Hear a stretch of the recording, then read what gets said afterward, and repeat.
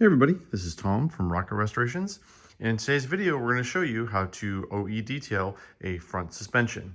And we're almost ready to put this motor back in the 1969 Dodge Daytona, which is still hidden in the corner over there. We're about to get that thing out, hopefully next week, crossing my fingers, getting the motor in, but it may be 2 weeks because we got to, obviously, we have a lot of stuff to move over here.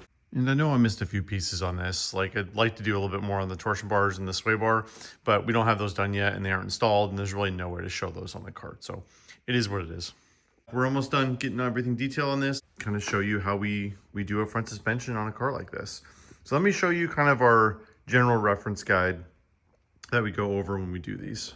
So I'm sure a lot of you are familiar with Dave Wise. He runs MMC Detroit and is considered one of the top Mopar experts in the hobby. Barrett Jackson actually hires him to verify cars at their auctions, which I've done a couple of videos about. But he has these awesome books that he's made. So he has the restoration reference manual. That's all the fasteners. And he has B-Body and the E-Body book. And then he has restoration and judging guidelines reference manual. So this one's more just like, you know, paint finishes, what's correct, what isn't. This one's more fasteners. And if you don't have these and you're doing a restoration, you need to buy one. If you're trying to do it correct, this is the guide. So there's tons of interesting details in here. And this is kind of our guide when we're putting cars together. And you can buy these books on his website. It's MMC Detroit. Just put that in Google. All these books are available online. And again, I can't highly recommend them enough. These are our Bible in the shop. We reference these almost every single day. So the section we're worried about here is the suspension review, because that's what we're working on, trying to get it all together and get it all correct. I just want to say, start out here, I actually did a video on detailing, OE detailing and Mopar 440. That was a while ago. It tells you how long this motor's been painted and hasn't been put back in the car. We've got a lot more detail stuff on here, the power steering pump, the cooler, the alternator. We got OE restored. I might do a video on just alternators here pretty soon because I think a lot of people would be interested in that. I'm not going to rehash this because I've already pretty much done this video. We're basically going to concentrate on the suspension and everything on here. So here's the correct power steering box. We rebuilt the original one in the car. You can see it's painted black and everything looks really good on it. We have Firm Feel do our boxes. They do a fantastic job. The fasteners on these are actually at 12 points. They use a 6-headed bolt until 66, somewhere around there. And then they went to this 12-headed bolt. And it's the correct bolt for it right there. If there's anything on here that we've missed, feel free to say it in the comments. I know Mopar's people's favorite thing in the world is to point out stuff other people have done wrong. I've been kind of guilty of that too. But if you guys see any details we missed on here, we're trying to get this one correct. I'm going to point out the stuff that's obviously not right. Obviously, we don't have the right distributor in it yet. The filter on there was just for a break-in. We're going to get one of those Mopar filters. There's a lot of more detail on here, but we're doing the best we can to get this as correct as we can with the parts that we have. Probably should have done this video before the motor was on here, but alas, I take what I can get. So this is a disc brake car. So that's the correct number on the spindle for a disc brake, 32535071. And these have the big 4-piston disc brakes on them. The restored 4-piston calipers for it. And what we do is we tie them up to the exhaust manifold when it's waiting to go on, because we correct cosmoline dip the lower control arms, which are right here. It's basically what we did is we have a giant bucket of cosmoline. Here's our big bucket of cosmoline. We got it from, I believe it was Cosmoline Direct. This stuff works really, really well. In fact, there's their website right there. And keep in mind, when I'm mentioning all these vendors, none of these guys are actually sponsors for the channel. A lot of people always ask, hey, where do you get this stuff? And I try to share it with you guys so we can learn some of our secrets here. But you got to have a big bucket because obviously control arms are big. You can't just have, you don't need a lot of actual cosmoline to dip them, but you need a big vat. So basically what we did is we bit the bullet, bought a 5-gallon bucket, which was not cheap, was very expensive. And then we just add a gallon at a time when we need it as we've used it down. But that's kind of the correct way to do it.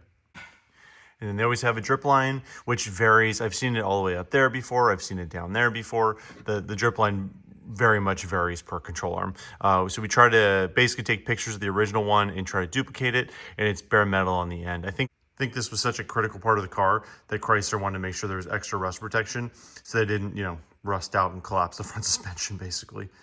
Just got the original fan clutch back too. We had this rebuilt.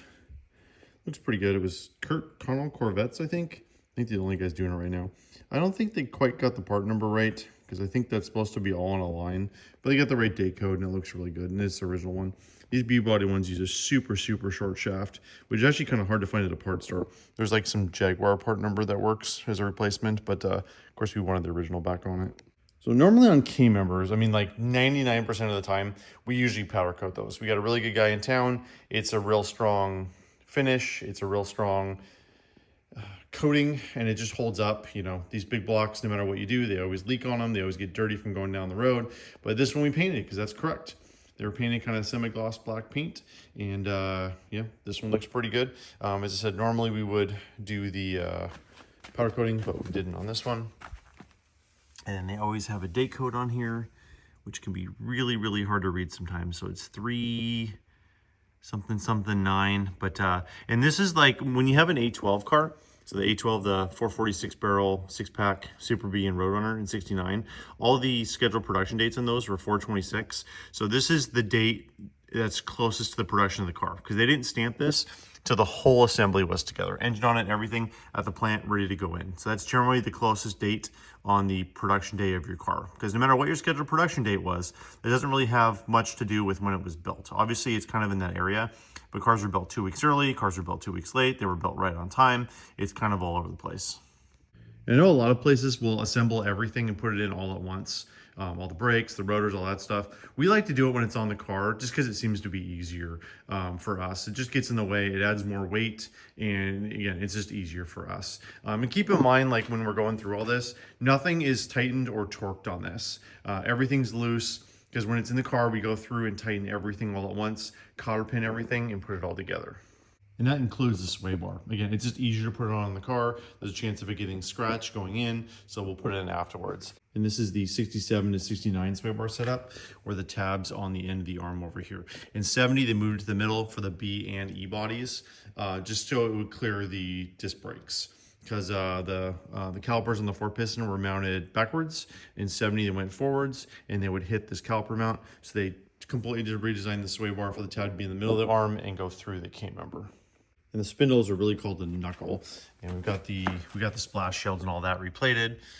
And these are the correct bolts right here. All 3 of those are correct. And here's a reference for the bolt on the back side. Again, that's a grade 8 bolt with the 3 dashes and an N in the middle.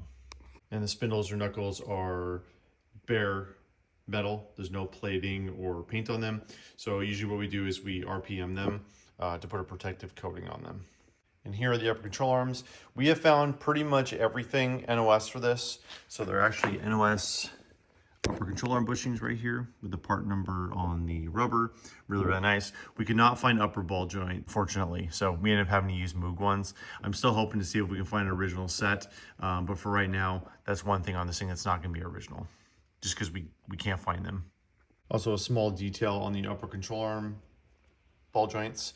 Originally, when they put grease zerks in them, greased them from the factory, and they would actually break off the grease fittings from the factory. And the point was at the dealership, they would take those out, put new ones in and re-grease them, but correct OE from the factory is broken off grease fittings. And that's for pretty much all the grease fittings on the car. All right, strut rods. These are again bare with a heat treated natural finish. And again, we have our own special coating sauce that we put on these to preserve them so they don't rust.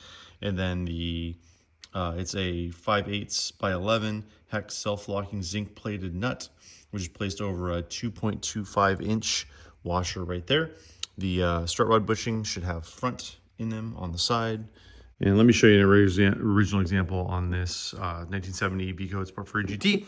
So, and again, we have the correct split washer for it, but on the strut rod, that's what they put on there originally. It's not a cotter pin, it's just a split washer that they put through there with no end. And we're gonna put that on once we tighten everything down.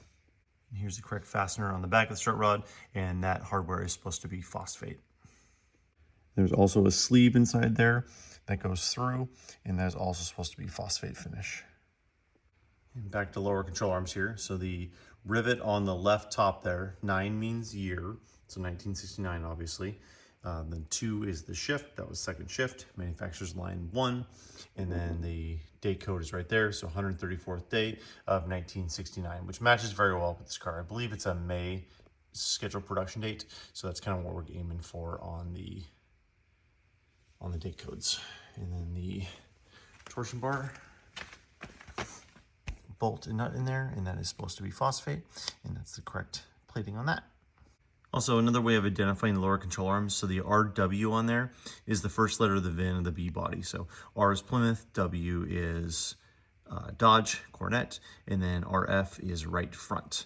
The other ones that you usually see are VL is for A-Body, and that's a V for Valiant, L for Dart. And then you also see PD on these, which I don't know what PD stands for, but that's the B-Body for the earlier one.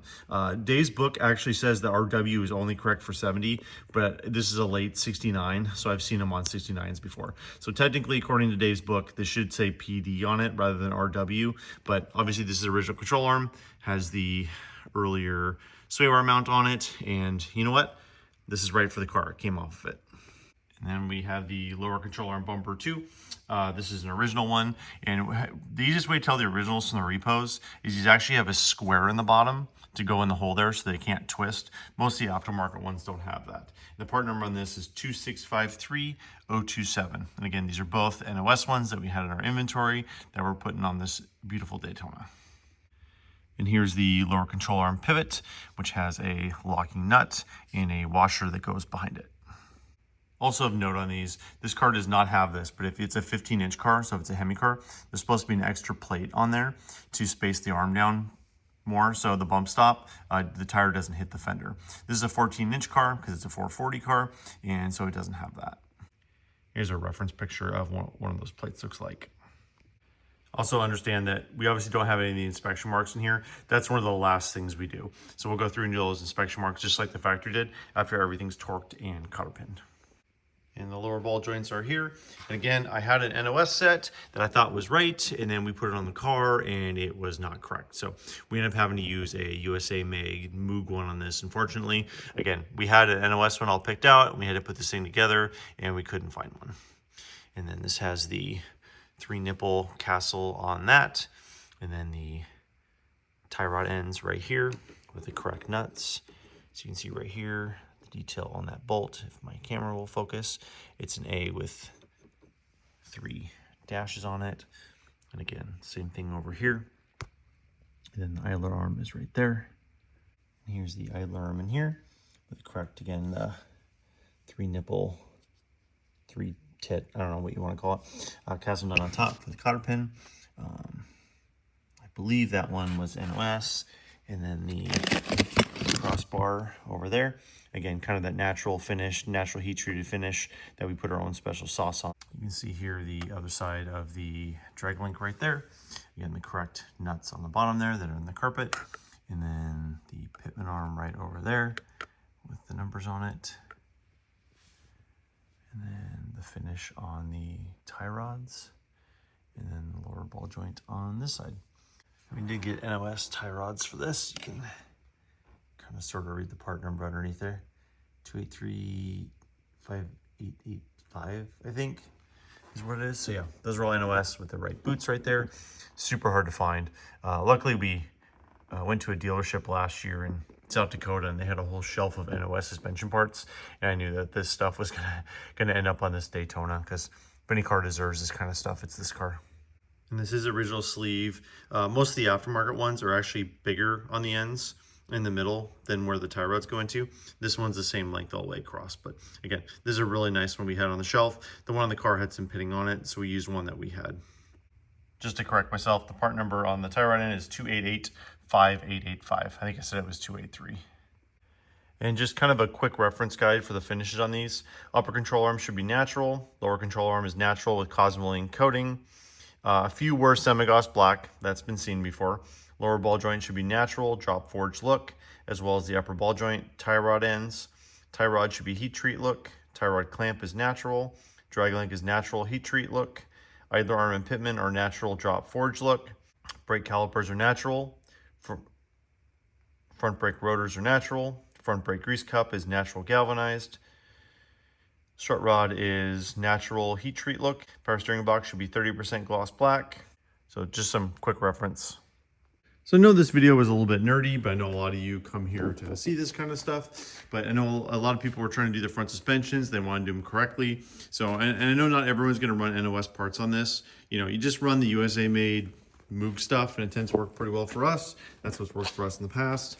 And even on this, we couldn't find NOS everything, although we're still looking for a few pieces. And if we can find them, we'll put them on the car.